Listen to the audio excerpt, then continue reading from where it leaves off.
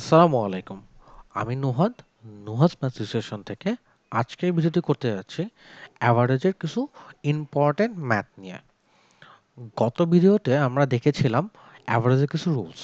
আজকে আমরা দেখব অ্যাভারেজের কিছু ম্যাথ। প্রথমে যে ম্যাথটি দেখব সেটি হলো average of all number up to 199।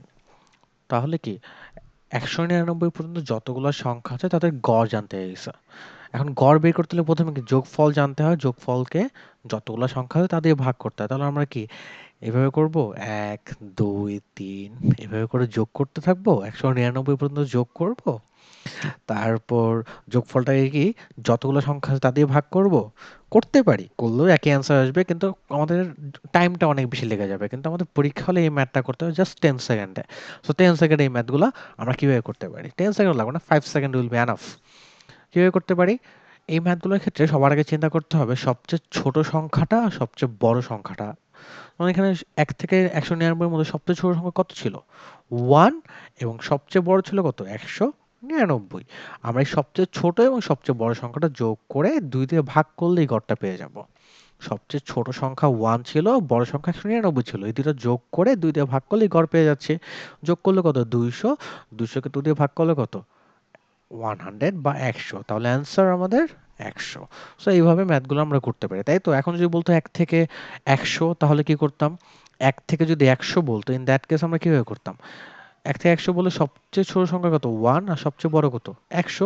এদের যোগ করে ২ দিয়ে ভাগ করতাম। তাহলে অ্যান্সার পেয়ে যেতাম। তাহলে কত হতো অ্যান্সার আমাদের? অ্যান্সার হতো 50.5 101 ডিভাইড বাই 2 তার মানে কি 50.5। তাই তো? আশা করি এই ম্যাথগুলো আমরা করতে পারবো। তাই তো? সো এখন যদি চলে যাই এরপরে, এরপরের প্রশ্ন যদি দেখি কি ছিল এখানে? বলা হইছে কি average of all even number. Same question just এখানে ইভেন নাম্বার বা জোড় সংখ্যা মেনশন করে দিয়েছে। এখন জোড় সংখ্যা যেহেতু মেনশন করে দিয়েছে তাহলে আমরা কি করতে পারি?